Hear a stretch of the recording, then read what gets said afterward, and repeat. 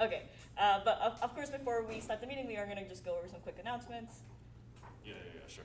I don't know what the announcements Yeah, Melvin was going to do these, but poor Mr. Melvy stuck on the freeway. Very unfortunate. So, Very important. announcements, writing workshop, competition details. Oh boy, Yes, Beatty. So, announcements before we start. The banquet, yes, that is indeed coming up. So, it's Saturday, May 4th from 11 a.m. to 2 p.m. Again, we apologize for it being a little earlier. It's just the only time that we could get a room. It is an Ursa Major in the Bronco Student Center, and it is your chance to show off what you've been working on this whole semester. And again, don't stress yourself out. Oh no, this is the deadline. I gotta, get something really cool and complete by the end of this. If all you have to show are, just some assets or just here's some cool, isolated mechanics that my team put together, that's great. We'd love to see it. There will be catering, food, yes, very good. Drinks, snacks, and a few goodies. We got some goodie bags planned for VIP members, so keep on the lookout for that. 7-4 attire is encouraged. I heavily encourage it, but Mr. President told me to say it's just encouraged because if you want to dress up nice, please do, but it's not required. There's the RSVP form for the banquet. If you haven't signed up already, I'll go ahead and leave that up there for a bit.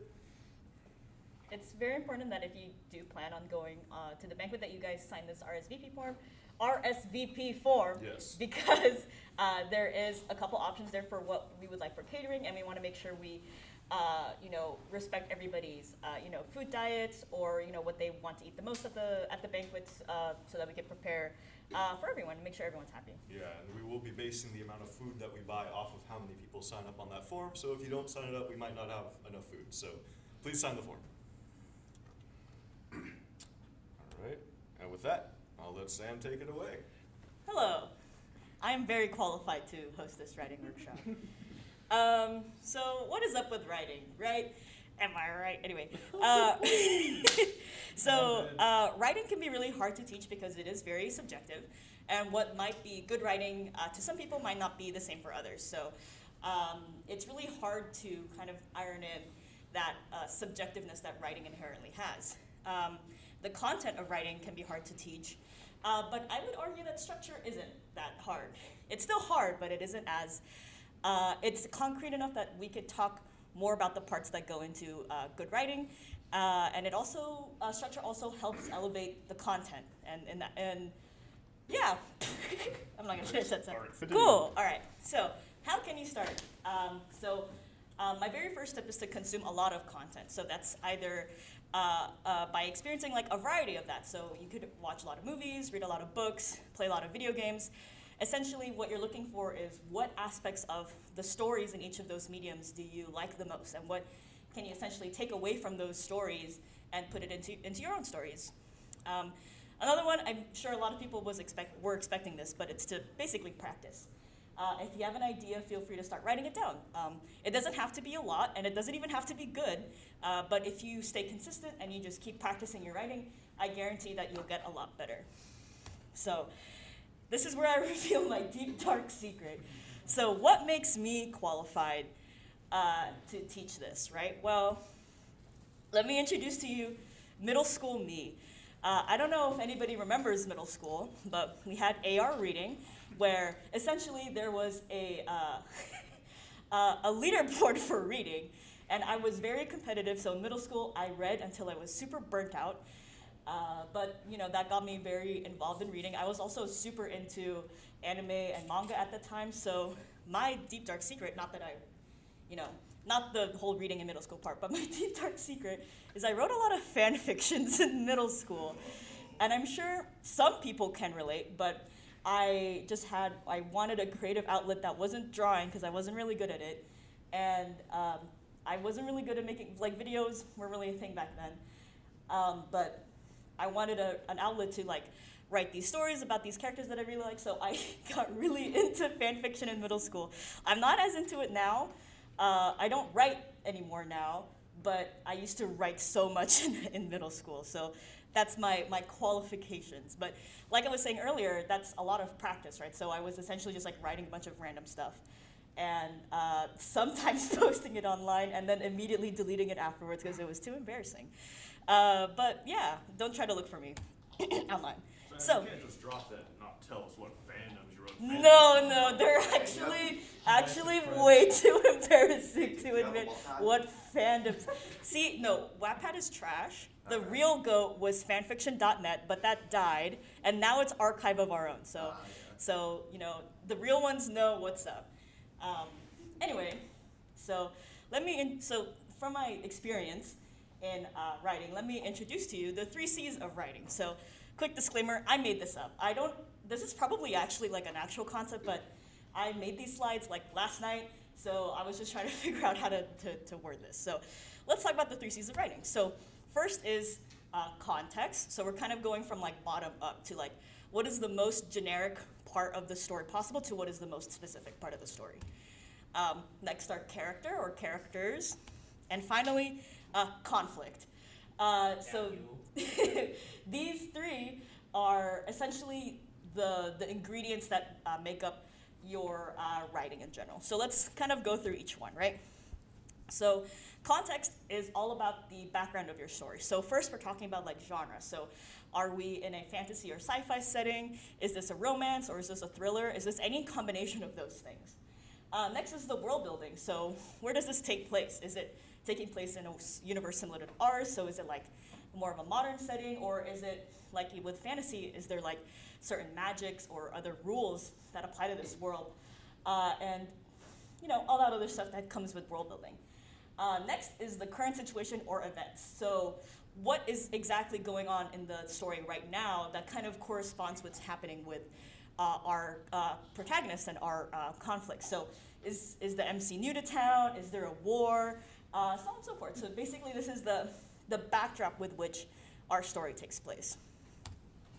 Next is characters. So characters are probably my favorite to write. So characters are the vehicle which the story progresses. So whenever an audience is consuming literature or any form of media, characters are a way for the audience to experience the story. So we experience stories through the characters that we write. So what's your character's history? So how did they grow up? What life events are important to them? And it's also kind of all building off of each other. So you have like the generic history, and then you have the personality. So how does your character's history affect their personality? So I guess you could call this trauma. So how does events from their life kind of like shape the way that they are now? And then next is relationships. So how does your character's history and personality affect the relationships that they have with other characters? So how does this trauma essentially affect the way that they interact with other characters? And these 3 things are always important to think about when you're writing different characters in your story. Next is conflict. Conflicts are really fun too. So conflicts are how your characters navigate through the story, and they are closely related to your character for the most part. Your story can have multiple conflicts, and they can be of different sizes. So there could be like one main conflict. So let's say if we're talking about like a war, then that's one main conflict. Or maybe it's between the MC and the antagonist. That's another smaller conflict. Maybe it's a bigger part of the conflict for the story, but every person here has a conflict with one another. Whether we know it or not, it's whether they have different personalities or different viewpoints. There's always a little bit of conflict, and that's what makes a story interesting. So inciting incident, how did this conflict first come about? So if we're talking in the context of war, how did the war come about? Or if we're talking about 2 characters, why do these characters have conflict with each other? Stakes. What does your character have to lose from this conflict? If we're talking about, again, bringing up like this subject of war, if an MC is experiencing a war, what do they have to lose? Do they have to lose their family, their loved ones? Do they have nothing to lose? How does this affect themselves and their relationships? So if something is really important to your character in regards to this conflict, how does that affect their relationships with other characters? If one character thinks that their stakes is more important than their loved ones, then that's another conflict that you guys can explore in your story. Climax. What is the natural peak of this conflict when the stakes are the most high? So climax is essentially what is the point of no return. So essentially, hi Melvin! He's real. He's real! Oh my god. So when talking about the climax, in any conflict, the climax is always the point of no return. Essentially, right after this climax happens, your character should be fundamentally changed. So let's say the climax of the war is this one-day battle, and one way your character can be fundamentally changed is if they die. That's actually super valid. Or if it's a conflict between two characters, let's say that there's an ultimatum, a decision that they have to make that changes their relationship forever. That is one thing that you would consider a point of no return or your climax. Finally, what is the resolution? In my opinion, resolutions are always the hardest to write because how do you naturally come from such a high place in your story but then gradually kind of bring the stakes down? A lot of stories that want to cop out on this have cliffhangers. So essentially they'll have like their big conflict, and as soon as that conflict is resolved or pretends to be resolved, they just end the story. That's essentially ending with no resolution. I could talk more about my media hot takes later. But what is the natural conclusion of this topic? What do we want the character to learn or experience afterwards? So essentially reflecting on that point of no return or on that decision that the character makes. So how do we reconcile what decision the character makes and how does that affect them going into the story or going further into the story? All right. So I just explained a bunch of stuff about stories. Do I have any questions before I keep going? Kind of making some kind of sense? You kind of breaking it down? Cool. So I've mentioned the 3 C's of writing, but what I forget to mention is there's actually another super important thing that kind of encapsulates the 3 C's of writing. And that's the theme. This is very important. The theme of a story is your audience's main takeaway. So everything that I talked about so far in the 3 C's of writing is all kind of contained in the story. How does your character react? How does the conflict affect the world? What world does this take place in? So this is all confined within the bounds of the story itself. The theme is the main takeaway that the audience should experience. What do you want your audience to learn from reading your story? So the 3 C's should always in some way link back to the theme. So I have an example here. This example doesn't make any sense, but because it was late at night. But let's say the theme is like love is blind, for example.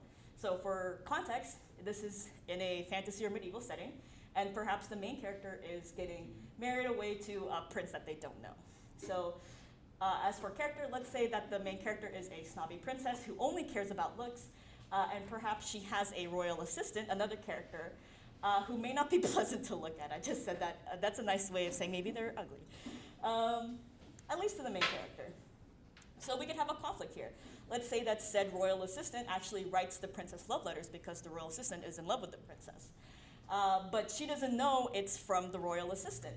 And the princess starts falling in love with whoever is behind writing these letters. And now that's creating a conflict because this princess is set to marry a prince. So we can see how all of these kind of linger back to love is context. Maybe a little bit, the setting isn't necessarily related to the theme, but the events of the story should kind of relate back to that. I don't know, let's put me on the spot. Does anyone have a theme for a story perhaps that we could try to apply the 3 C's to? Anyone? The board?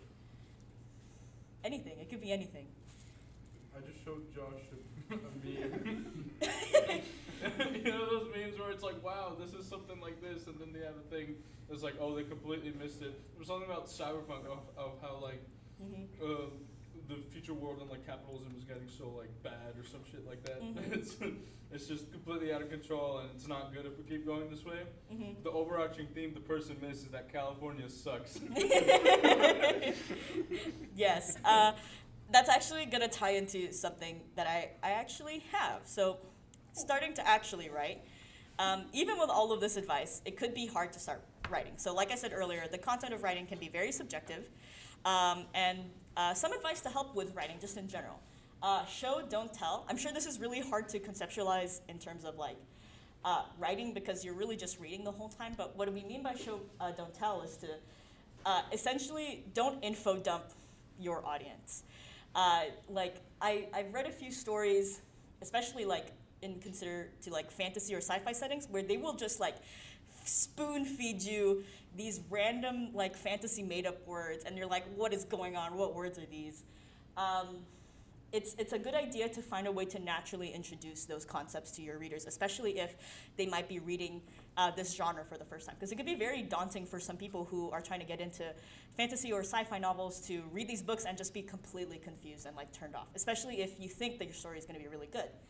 And again, with the whole thing about revealing things naturally, or doing things naturally, is like reveal things or ideas as they occur naturally. So if there's a concept you really want to introduce, but it doesn't come until way later in the story, do not introduce it at the beginning of your story, because I 100% guarantee your reader will forget what that is at the very beginning. But if you kind of seed it throughout your story and kind of build up to it, something that's a lot more natural, your reader is more inclined to remember those facts that are happening. And next, do not handhold your readers. This kind of like encapsulates those whole, like the two other bullet points, where essentially, don't try to spoon feed your reader information, and don't act like your reader is stupid. Which brings me to my rant. So I am very, very passionate about media and storytelling in media. If you are a computer science major, you may know that during your senior year or some equivalent, you have to take a seminar class where essentially you present something in relation to computer science. So I'm a very big story nerd, so I somehow related my topic, which is story writing in Baldur's Gate 3, and I related it to computer science by talking about AI-generated content. But anyway, that's just a preamble to say that I'm very passionate about writing.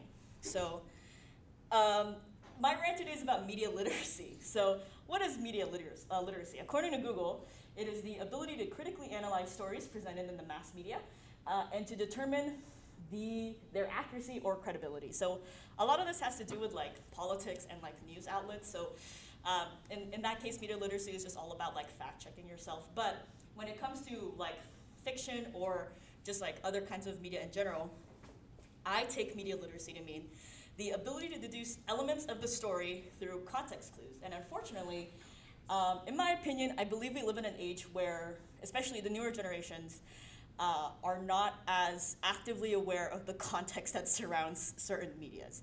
So you might find Twitter hot takes where they completely miss the point of the story. A good example that I have is Dune.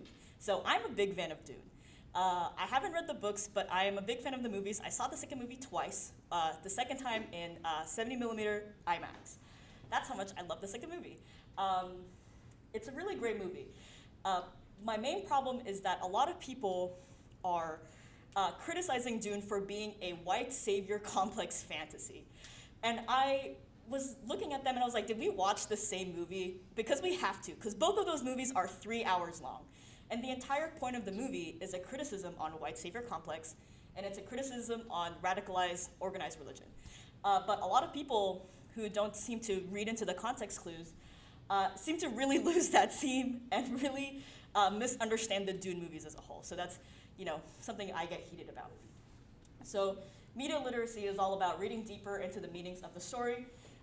The curtains were just blue arguments. So this is an argument, I'm sure you guys heard this in your English classes where your English teacher might ask you why the curtains were blue, and some will argue they're just blue, like it doesn't matter why they're blue. Well, in some cases, sometimes it does matter that they're blue, because like in every art medium, every decision an artist or even an author makes is on purpose, and it serves the story in some way. A key difference between people who know what they're doing in terms of art and people who don't know what they're doing is that people who don't know what they're doing just kind of add things to art that conceptually doesn't make any sense, and then you can tell that there's no fundamentals to it. So when you look at AI art, sorry, not to ramble about AI art again, if you look at AI art, you'll see that they add a lot of extra details and they add a lot of extra like little pieces in AI art, or really AI content generation in general, that doesn't make any sense and serves nothing to like the piece as a whole. I don't know if you guys heard about like the whole Willy Wonka experience and you guys saw like the AI generated art, or if you guys saw, what's that? There's a new movie that came out, Late Night Talks to the Devil, where they use AI art for a little bit. But a lot of those times when companies use AI art, they don't realize that a lot of details that go into that art, and again, this is kind of in relation to any media in general, it's just like so surface level and just like adding too many sprinkles on a donut. So like if you have a donut with sprinkles on it, AI art is putting way too many sprinkles and it's no longer a good donut. Versus if you have like somebody who is more familiar with their fundamentals in either writing, art, and any kind of media in general, you'll know that everything is made with a purpose. They put that brushstroke there on purpose. They put that detail in the story there on purpose because they want the audience to know something important about the story. So yeah, essentially, let readers reach the conclusions of your story on their own and do not spoon feed them information. If you have to tell your readers that, like, I don't know, racism is bad, maybe, and they still don't get it, maybe that's on them and not on you. But it should be something that you should be aware of when you're writing your stories, that try not to spoon feed them this information. You could, it works in some cases, like maybe if you're familiar with Aesop's Fables always end with a moral in case it flew way over your head. But most of the time, you will get what the moral of the story is. Also, if you let your readers reach the conclusions on your own, it could actually make the story more compelling. It's more rewarding for the reader because when they read through the story and they see that their points that they're making internally is being shown on the page, it's so much more fulfilling for them and it's so much more engaging for them. And it's going to just be better for you overall if you don't handhold your readers, essentially. Rant over! Yay! Okay, so that brings me to the creative writing competition. So essentially, we are going to create a story revolving our mascot, Des. For anyone who doesn't know the lore, about, I think like 2 years ago, we had held a mascot design competition, and Des was the winner of the mascot design competition. And ever since then, he's been our mascot. But he doesn't have any lore. We don't actually know anything about him. So I was the one who designed Des. All I did was I just gave him like a CRT monitor head and a big juicy booty. That's actually Janista did that. So we wanted to introduce two options because as we're all aware, writing can be really hard and not everybody's gonna be really good at it straight away. So there are two options. You could do a game, you could approach this competition from like a game design standpoint, or if you're more comfortable with writing, you could approach it from just like a novelization or narrative standpoint. So there will be two winners, and they will be awarded a Barnes & Noble gift card, probably $25 worth. And the deadline to submit will be this upcoming Sunday. That way I have time to read all of the entries prior to the next meeting. So for the requirements, if you're doing a game story, we're essentially gonna write a synopsis of a game featuring Des. What is the context? So in this case, what is the genre of the game? Is this a 2D platformer? Is this a Metroidvania, RPG? What are we thinking here?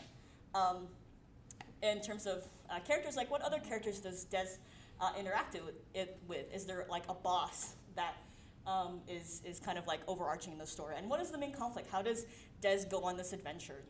What is like the main idea of this game? For this one, we'll put the word limit at about 1,000. These word limits are very, very loose. I only ask that you don't write maybe like 10,000 words because I'm reaching my limit there. Next is the narrative story. So essentially, you just write a short story about Des. It could be like an origin story, like how did he first come about, like how does he live the way that he is, or maybe it's a simple adventure. Maybe he got lost somewhere and he has to come back home. Just remember the 3 C's, like we did here. Just remember the context, characters, and conflicts, and then just what is the overarching theme of the story. For that one, word limit is about 5,000, but again, very loose. You could write more or less, just not over 10,000 for any of these. I put this here, but I was like, nobody's gonna scan this because nobody's written anything yet. But we will be sending the link for the submissions in Discord for anyone who'd like to participate. And I would love to read, what you guys have to offer, and I think it would be really fun. A good way to like kind of practice, not just like narrative writing, but game writing as well. Oh, they spin! I didn't do that. That's crazy. Okay. And that's about it. Thank you for listening me rant about writing for a while. And if you guys have any questions, just let us know. Yeah. Yippee! Don't forget, Banquet, Sunday, May 4th. May 4th. May 4th. Saturday. Saturday, May 4th. From 11 a.m. to 2 p.m. In Ursa Minor. Yes. Let me pull it up again. And please, Boom. fill in that RSVP sheet so we know how much food to buy. How much money to buy? again, all the information about the banquet is right here. Crank up the money-making machine. And like we were saying, for the banquet, don't feel pressured to have a fully fledged out game. Basically, the whole gist of the banquet is the teams come up there and they present the game development that the development of the game they've had over the semester. So if you only have screenshots and concept arts, that's totally fine. All that matters is the experience, and it's just going to be a fun time celebrating the club and everyone over the course of the year. So yeah, we really are excited to see you guys there. Thank you guys for coming. Meeting adjourned. Meeting adjourned. The fitness grant.